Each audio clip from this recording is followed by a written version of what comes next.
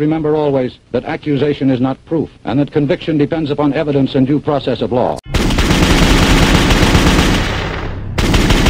Politicians and plutocrats that do not have your best interests at heart are making significant life-changing decisions on your behalf. We are anonymous.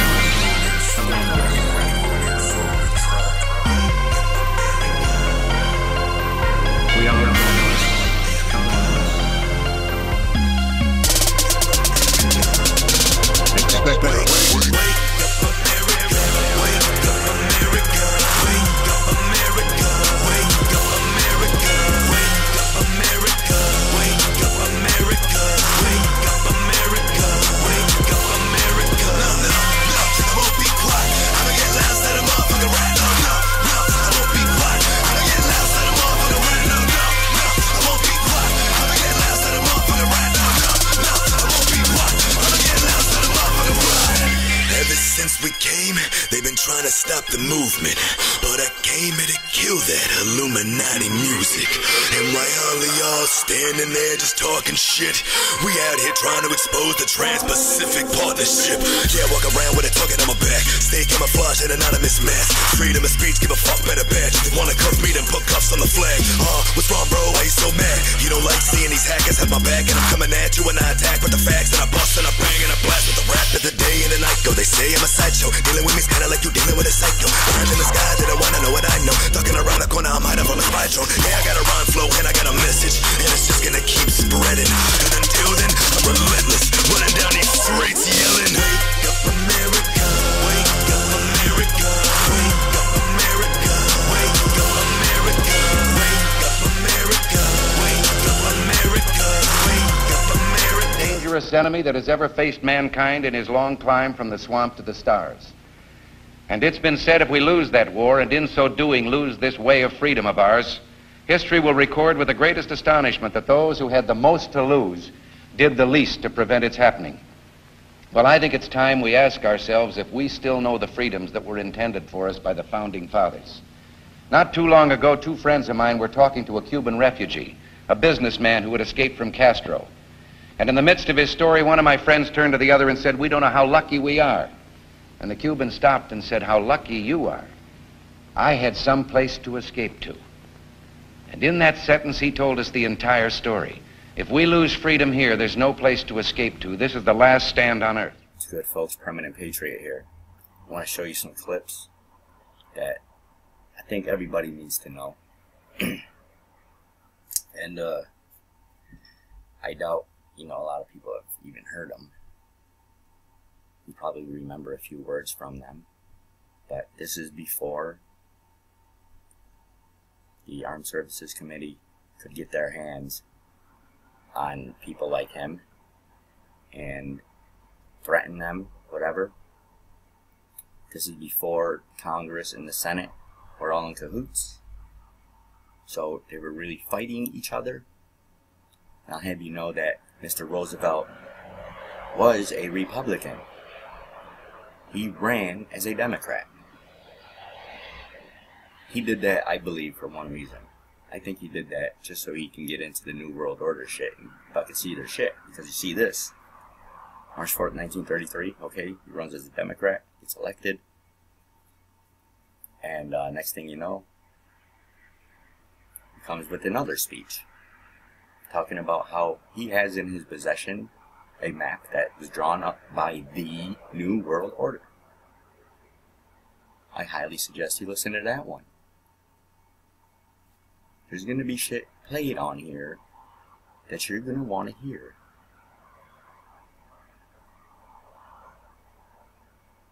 If you ask me, I believe this was our last real president. Yes, he robbed the gold reserves and shit. He sold our gold, whatever. Fucking side deals compared to what these fucking schmucks are doing. This guy was a fucking patriot. The fucking gold. Oh, it's fucking central bank shit. Good. Good. So he's the only man to run for that. Democrat and Republican. There's a fucking American. basically saying, you know, and you'll hear them, you know, people need to cut the bullshit. We need to come together here and figure this out. Okay, 1933, war's just beginning. Fucking Hitler. You're gonna hear some good shit here. Pay attention, learn some history. This dude didn't take no shit, man. From nobody. He wanted Hitler's head on a fucking silver platter.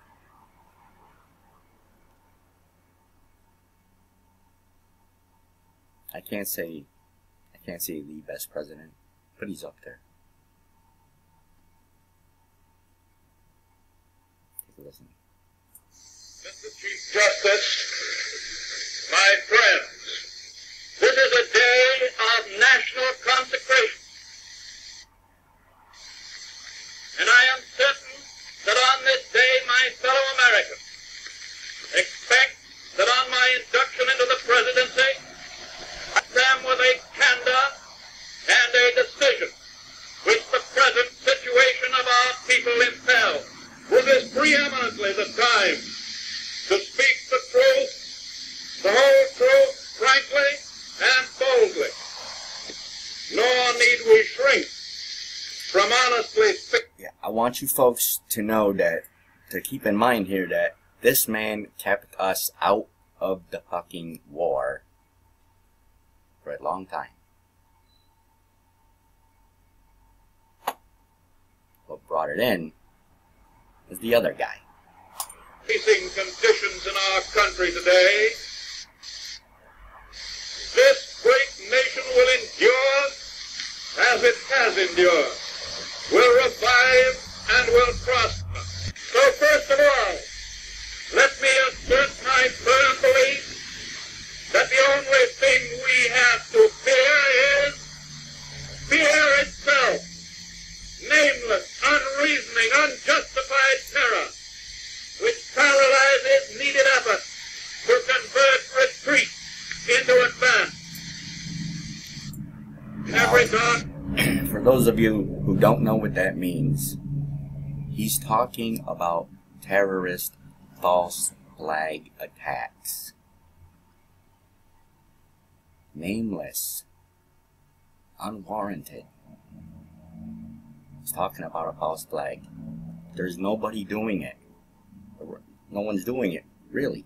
It's the fucking government. Okay, sometimes they don't even do these false flags, folks. I hate to burst your bubble and get into this again, but there were no kids shot at Sandy Hook. And if you call that one into question, how many other fucking schools did that happen at? They found people alive from 9/11 that were on the planes. All over the world. And those weren't planes that hit it. I mean, that's what he's talking about. There's nobody bothering you. Not everybody's happy going about their life. And these fucking schmucks decide to fucking blow something up and say someone else did it. By the way, Hitler just did it a couple years before this with Poland. Okay, folks. I want you to hear what this man has to say. I want you to hear real good. And to me and to ours, never before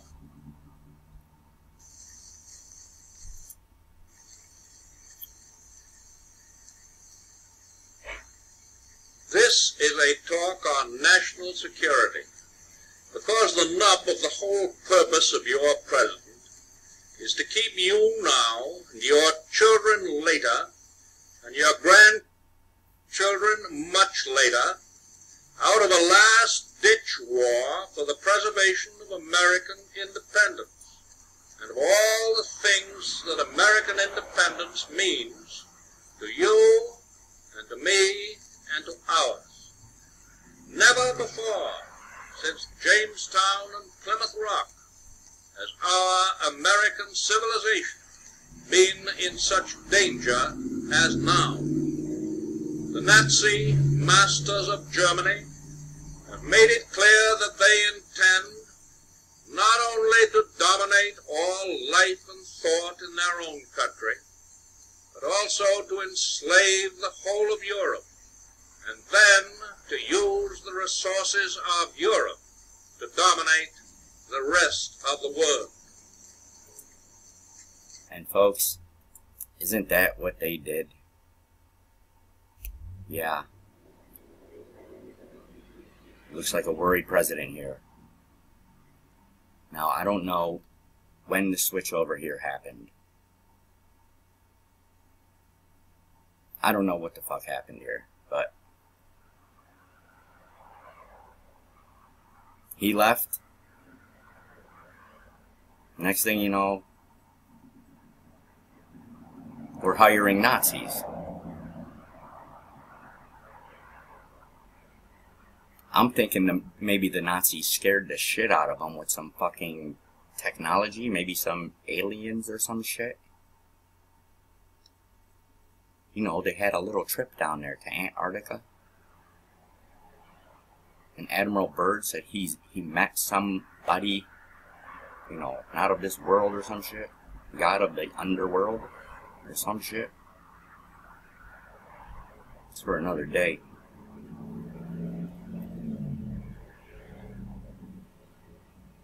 Let me tell you something. Dwight Eisenhower. That man was shitting his pants when he left office. 5-star general. Only president to fucking be 5-star and serve as a president. And they had him shitting his pants. And he didn't come right out and say it. But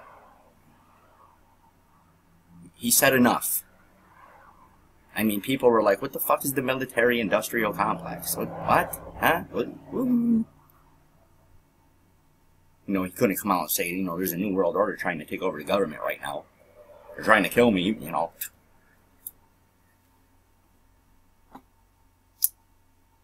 This is insane. Folks, this man was dead just over a year after this speech. The name of the speech is a Second Bill of Rights.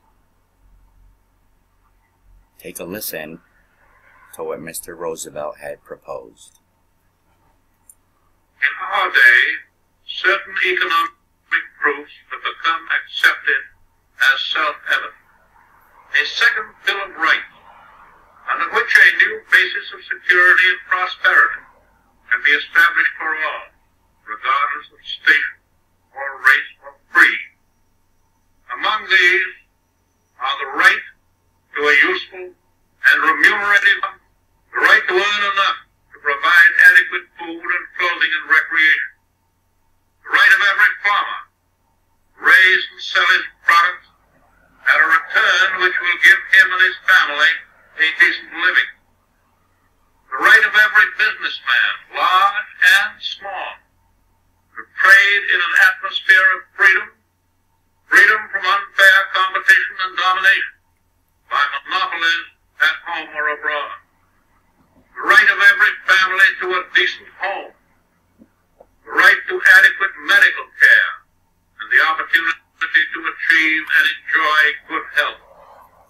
The right to adequate protection from the economic fears of old age, sickness, accident, and unemployment. The right to a good education. All of these rights spell security. And after this war is won, we must be prepared to move forward in the implementation of these rights to new goals of human happiness and well-being. For unless there is security here at home, there cannot be lasting peace in the world. Kind of sounds familiar, doesn't it, folks? At home or abroad.